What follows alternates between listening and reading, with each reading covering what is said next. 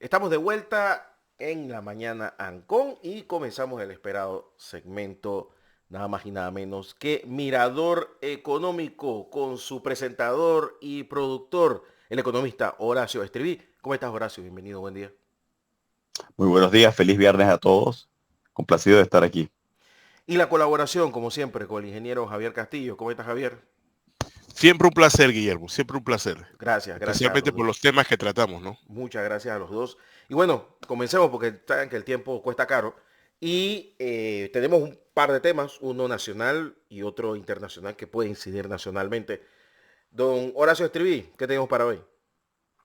Efectivamente, eh, el primer tema que queremos abordar es a propósito de las posiciones que ha subido el presidente de la República de Panamá con respecto a los servicios públicos, más en particular la electricidad. Queremos hoy hacer un esbozo de el por qué en algunas ocasiones no, por definición conceptual, es mejor que los servicios públicos en efecto los preste una empresa privada. Voy a sustentar esa tesis. Sin embargo, debe darse una condición sine qua non, que es una adecuada regulación. ¿Sí? Vamos a conversar sobre digamos, la combinación óptima, que es una buena regulación y un proveedor de servicios públicos privados.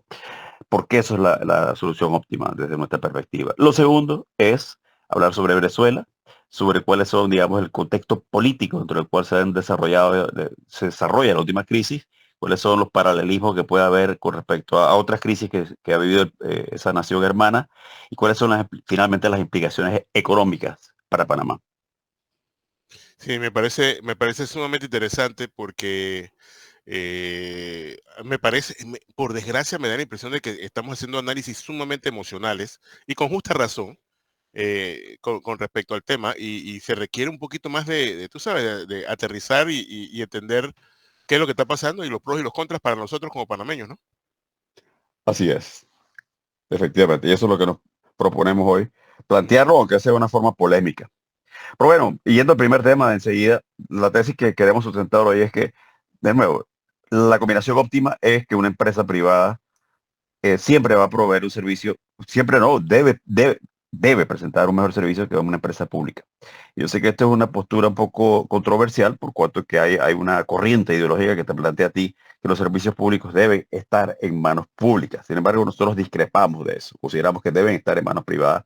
Y la razón de eso sencillamente es porque las empresas privadas pueden proveer un servicio más eficiente y de mejor calidad. Pueden, y subrayo la palabra pueden, por cuanto que no es una condición que se da de forma automática, sino que requiere una adecuada regulación. Paso a sustentar inmediatamente el por qué a veces, o a veces no es necesario esa regulación. Las empresas privadas que proveen servicios públicos casi siempre se constituyen en o lo que se define como oligopolios. Es decir, que proveen el mercado provisto por un número muy reducido de empresas. ¿Y el por qué? En economía eso se llama economías de escala. ¿De qué se trata? Se trata de que por la magnitud, por digamos, la naturaleza de las inversiones que se requieren, que son inversiones muy cuantiosas, muy grandes, y en los tamaños de los mercados, que en el caso de Panamá es reducido, no hay espacio para que hayan varios proveedores, sino unos pocos. Sin embargo, de nuevo, eso no es impedimento para que efectivamente haya servicios de calidad. ¿Cómo se da ese servicio de calidad? Por dos vías. Primero, el hecho de que efectivamente a través de políticas regulatorias adecuadas, los oligopolios en efecto pueden competir entre sí. Y en segundo lugar, la competencia, a pesar de que la industria es por naturaleza oligopólica, se puede dar en el momento en que se entregan las concesiones. En ese momento se da una competencia por cuanto que se presentan pliegos de cargo, se invitan a los distintos oferentes y esos oferentes efectivamente van a plantear o a presentar diversas propuestas que se deben evaluar a la luz de quién va a proveer el mejor servicio, quién va a proveer mayores inversiones, quién provee la mayor innovación y tecnología, entre otros factores.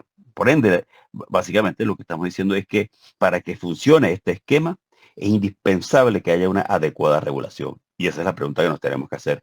¿Hay una adecuada regulación en Panamá que garantice que a pesar de que se opera en un mercado oligopólico, las empresas están condicionadas a través de las adecuadas concesiones a competir entre sí y a proveer el mejor servicio. Ahí es donde está el quid del asunto.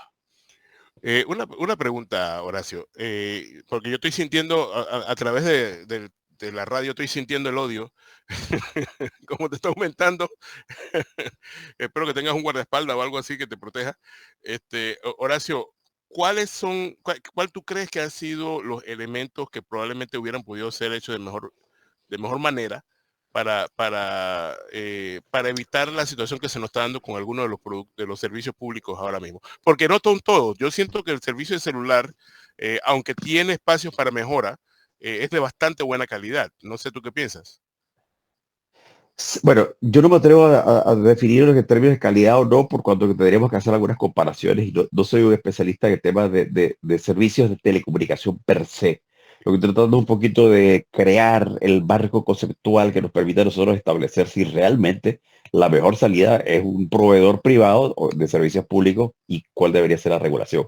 La regulación debe ser tal que garantice de manera sostenida, de manera continua, que los proveedores de servicios privados efectivamente em, ofrezcan calidad y confiabilidad en el sentido de que los reclamos sean atendidos debidamente, que haya tarifas competitivas, que haya la seguridad que se requiere en el servicio, que no se caigan los servicios, entre otros factores. No cabe la menor duda que si vamos al caso específico de Panamá, Javier y Guillermo, en términos, por ejemplo, de telecomunicaciones, si no hubiera habido una privatización, ¿a dónde estaríamos en este momento? En materia de telecomunicaciones, en dónde estaríamos en materia de electricidad.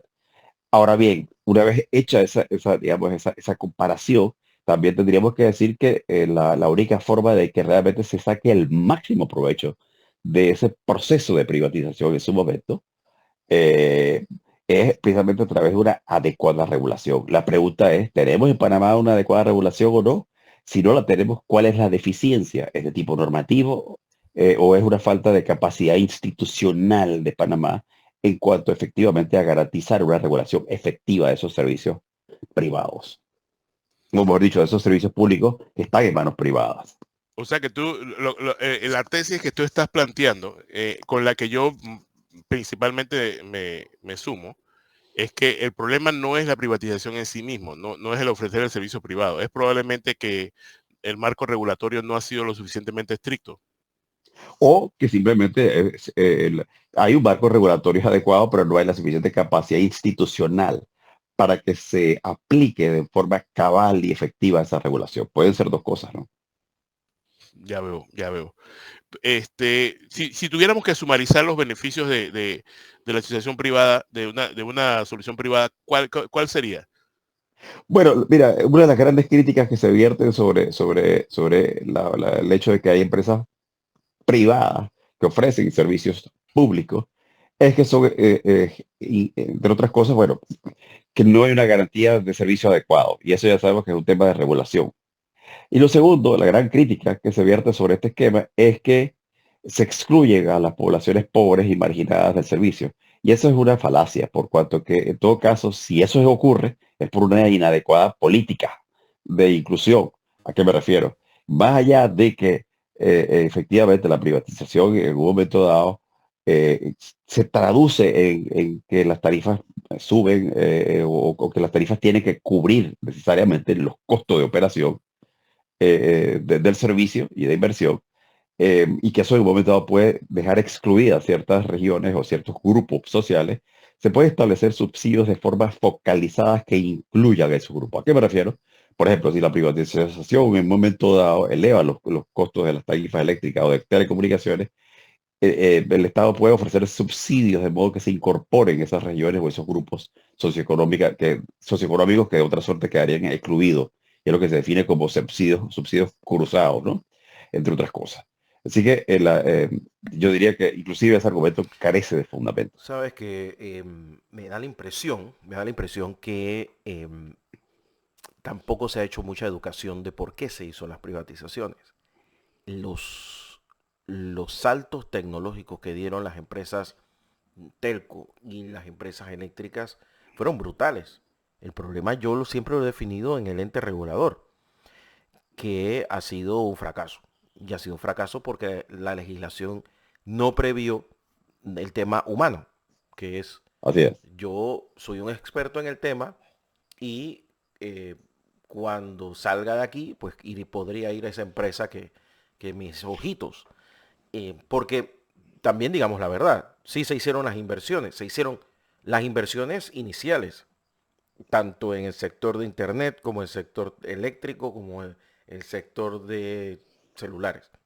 Pero hay algunos detalles que el ente regulador no ha sido suficientemente fiscalizador. La cometida de la última milla de internet hace que muchos compren una cantidad de, no sé, una cantidad en su casa y cuando van a ver es otra. Y es por unas cosas pequeñas. O sea, nosotros a veces pensamos, no, no, es que es un fracaso. No, no fue un fracaso. Lo que pasa es que, como dice el presidente, si te lees el contrato, te das cuenta de que no estás cumpliendo con el contrato. Lo que hay es que obligar a que lo Es- cumplan.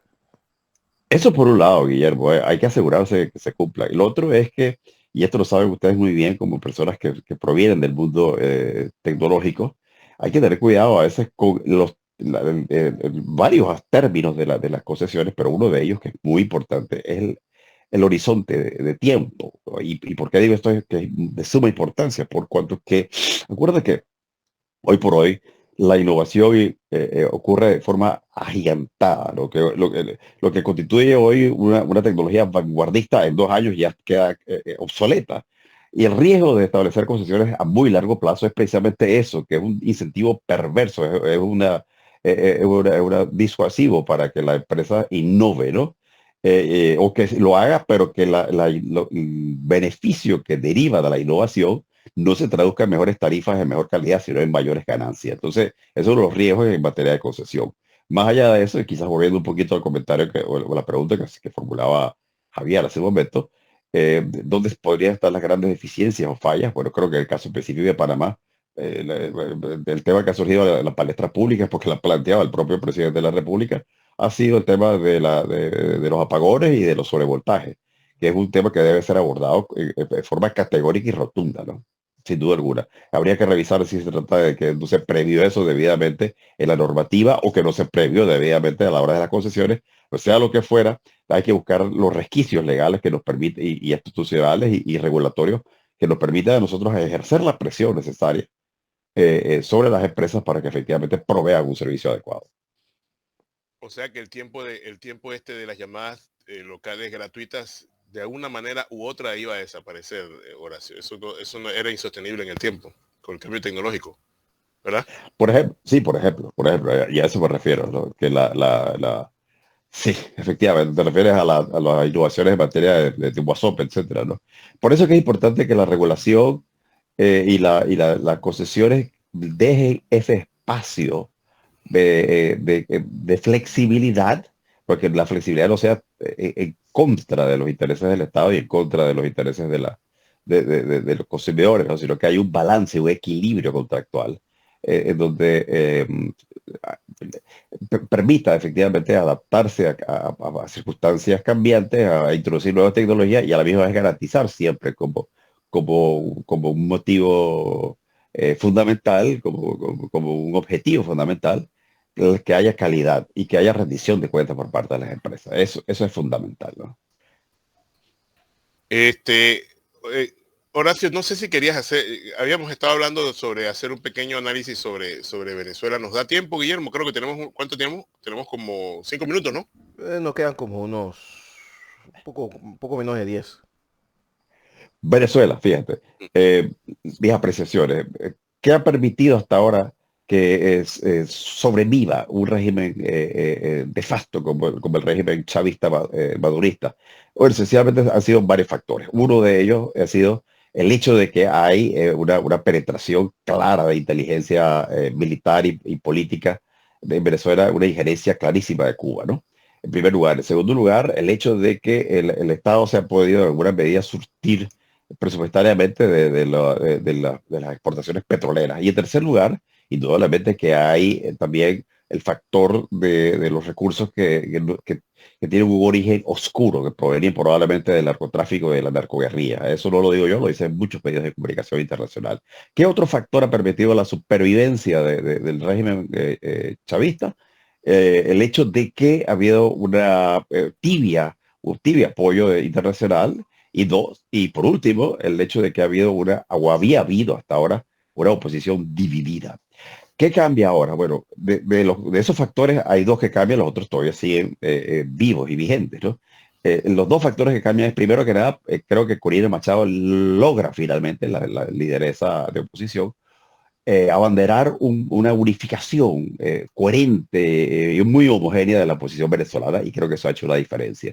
Y la diferencia se siente, se percibe en el hecho de que esta vez fue mucho más claro y más marcado la derrota del régimen chavista en las urnas. Y dos, de que se dejó una constancia tecnológica y fehaciente de ese hecho, ¿no?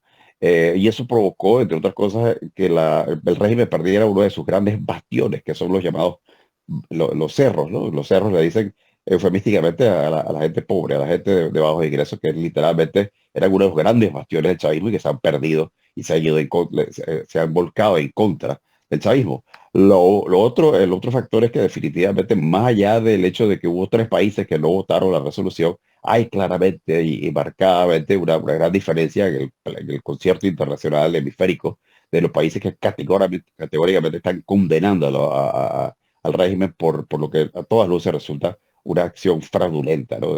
Durante estas elecciones. Creo que eso marca una diferencia. De ahí, entonces, a pasar a escenarios que puede ocurrir, eso ya es un poquito más temerario, más difícil, pero sin duda alguna que aquí hay dos grandes escenarios, ¿no? Uno en donde efectivamente surte un efecto favorable esto y se desmorona eventualmente el régimen, y eso es posible digamos, haciendo la salvedad de que cada minuto que pasa favorece al régimen porque hay más posibilidades de que continúe en el poder. El tiempo es clave en este caso.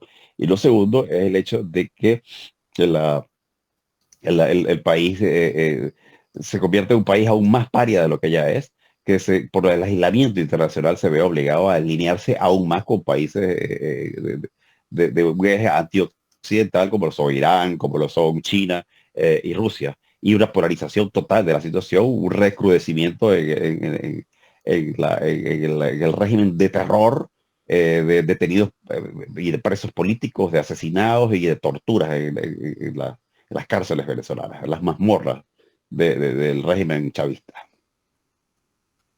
¿Cómo nos afecta económicamente, Horacio? En muchos sentidos. Lo primero es obviamente la afectación que tiene sobre nuestra principal línea aérea, que es Copa, por la suspensión de los vuelos.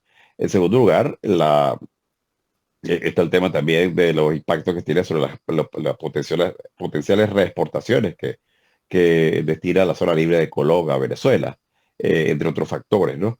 Y en alguna medida, pero en mucho menor medida, en materia de turismo. Digo en mucha menor medida porque Panamá, y considero yo, y esta es mi opinión personal, de forma muy errónea, ha venido restringiendo cada vez más la entrada de los venezolanos, y lo ha hecho de forma generalizada. Lo que se perseguía en un momento dado era contener la inmigración de mano de obra no calificada, de delincuentes, etcétera, lo cual me parece totalmente razonable, pero al final se sube la barra para todos los turistas, y hoy por hoy que es casi imposible que vengan los turistas venezolanos a Panamá. Y de hecho lo irónico es que en un tiempo aquí hubo una diputada que quería la salida de los venezolanos, pues nunca se pudo dar ese gusto porque los venezolanos se terminaron yendo por voluntad propia. Entonces, naturalmente que al final el asunto es que esas restricciones hacen que Panamá pierda la oportunidad, y esto no es que queremos hacer leña del árbol caído, pero sin duda alguna que supongamos, y Dios, ojalá yo esté equivocado, se prolonga, se asusa, se cerra la crisis venezolana. Naturalmente va a haber una tendencia natural a que salga todavía más capital y más recursos humanos muy valiosos. Lamentablemente Panamá no va a estar en posición de recibir ese caudal de activos y de recursos humanos y financieros y de capital de trabajo, por cuanto que Panamá efectivamente mantiene unas severas restricciones contra la inmigración venezolana. Lo Caramba. otro, naturalmente, es que esto complica, y esto no lo digo yo, lo dice el propio presidente de la República, la implementación de lo que se quería en cuanto a controlar la inmigración del Darién, porque se va a acrecentar la crisis migratoria de los venezolanos que salen del país, simple y llanamente se va a exacerbar en el escenario de que se mantenga el régimen. Caramba, Guillermo, no sé si tienes algún comentario que quieras hacer. Bueno, yo lo que pasa es que estoy viendo que todo va hacia la solución Guaidó y eso es malo porque el reconocimiento de Estados Unidos al gobierno y de otros países de Sudamérica es como, es un impasse porque es reconocer un gobierno que no tiene ningún poder y tener al que tiene poder En aguantando. contra. Entonces ya Venezuela pasó por eso y el resultado fue un aumento brutal en la salida de venezolanos del país. Sí, termina, Sí, termina siendo una pésima, Sí, no hay ninguna solución. una no solución, Atornilla al digamos. régimen y lo que hace es que, bueno, le dice a la gente, bueno, se acabó la esperanza, salgan de aquí.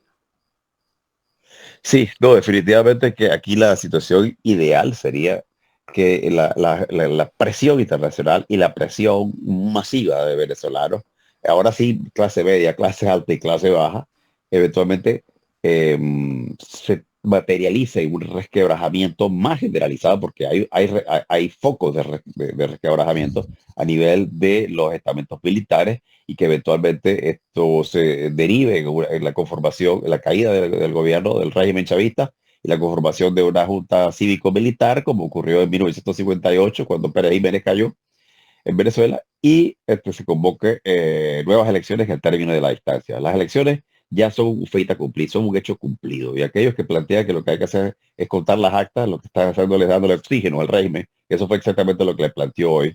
Lo planteó hoy a Estados Unidos, diciéndole el régimen de Estados Unidos: mira, denos oportunidad, vamos a reiniciar las conversaciones y le vamos a presentar las pruebas de que ganamos. Esas pruebas ya están perdidas y ya